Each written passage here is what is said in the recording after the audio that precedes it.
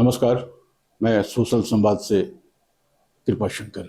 आपको मालूम होगा कि आज पत्रकारिता दिवस है।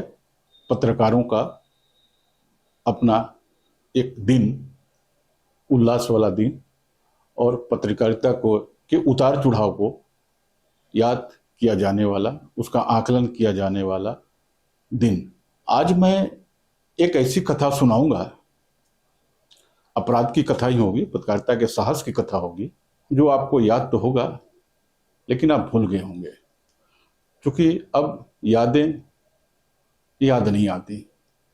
लोगों की स्मृति कमजोर हो गई हैं, इसलिए बहुत सारी चीजें याद नहीं आती, याद दिलाया जाता है।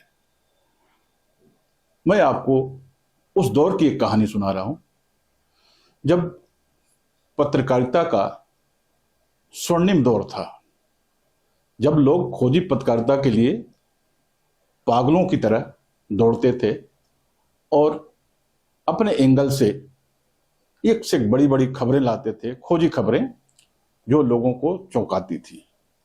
उस दौर की कथा सुनाएंगे।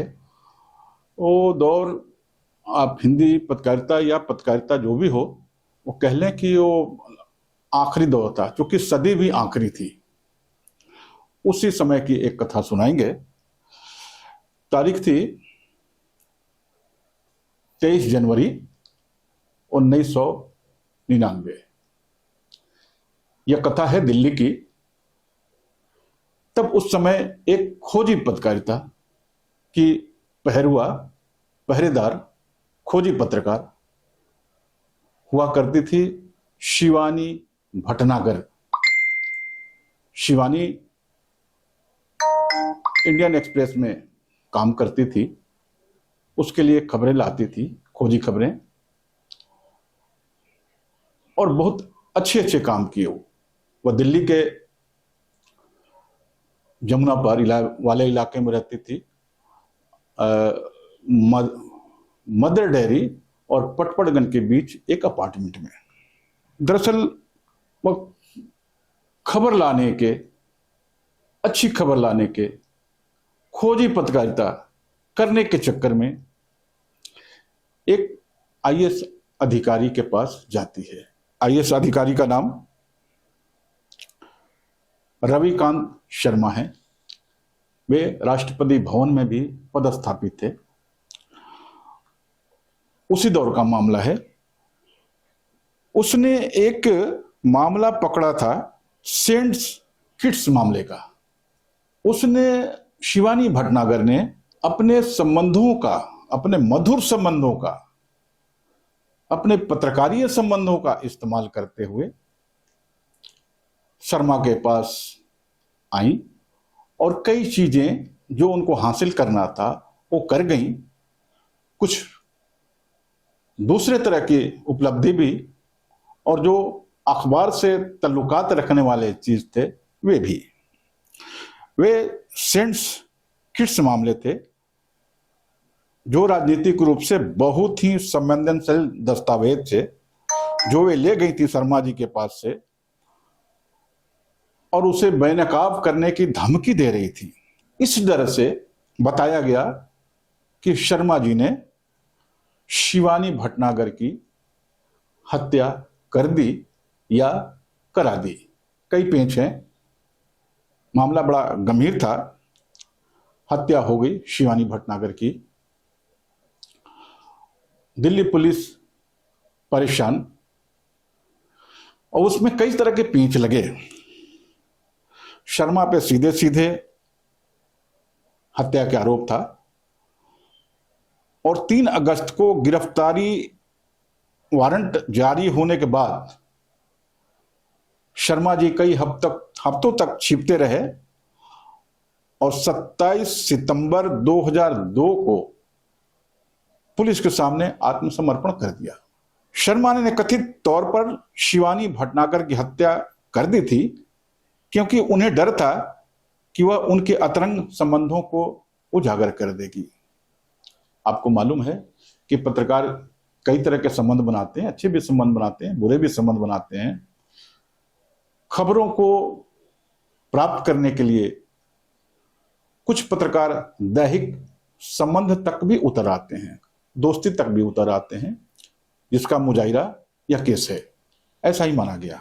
यह मामला कोर्ट में गया था और कोर्ट में कहानी यह बनी कि शिवानी हत्या कांड में आईपीएस अधिकारी शर्मा के साथ श्री भगवान शर्मा, सत्य प्रकाश और प्रदीप शर्मा भी थे शामिल। उन्हें 18 मार्च 2002 को दिल्ली ट्रायल कोर्ट ने दोषी ठहराया था। दो अन्य आरोपियों देव प्रकाश शर्मा और वेद प्रकाश शर्मा उर्फ कालू को सबूतों के अभाव में बरी कर दिया था। दोषी ठहराए गए लोगों को 24 मार्च 2008 को आजीवन कारावास की सजा सुनाई गई थी। 12 अक्टूबर 2001 को दिल्ली उच्च न्यायालय ने सबूतों के अभावों का हवाला देते हुए अपील पर रविकांत शर्मा, श्री भगवान शर्मा और सत्य प्रकाश शर्मा को बरी कर दिया था और प्रदीप शर्मा की सजा बरकरार रखी थी। तो कहानी कथा यह है और यह पूरे तौर पे सेंट किट्स के जो मामले थे उसको लेकर हत्या हुई थी। जो शर्मा जी की पत्नी थी मधु शर्मा ने यह कहानी को मोड़ दे दिया और इसका खंडन किया कि रविकांत शर्मा से यानी उनके पति से शिवानी का कोई लेना देना नहीं था, कोई सरोकार नहीं था, जैसा होता है। तो ऐसा हुआ भी और उन्होंने यह कहानी एक और जारी कर दी कि दरअसल शिवानी भटनागर का उस समय के चर्चित नेता प्रमोद महाजन से संपर्क थे। यह राजनीतिक भूचाल था और उस समय की सबसे बड़ी सियासत की कहानी थी और हत्या की कहानी थी, अपराध की कहानी थी। तो इस तरह से यह भी कहानी बनी, लेकिन प्रमोद महाजन को न्यायपालिका ने कहीं से भी अपराधी नहीं पाया था और उन्हें बरी कर दिया गया था।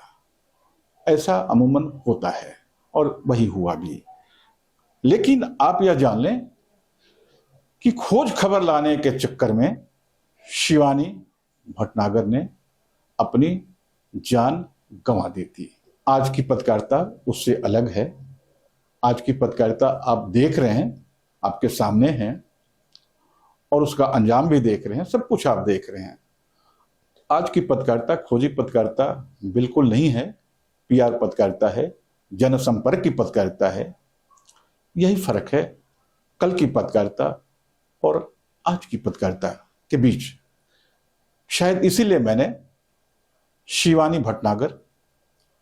पत्रकार शिवानी भटनागर के मौत और कहानी की मैंने यहाँ चर्चा की है ताकि कुछ सबक लिया जा सके।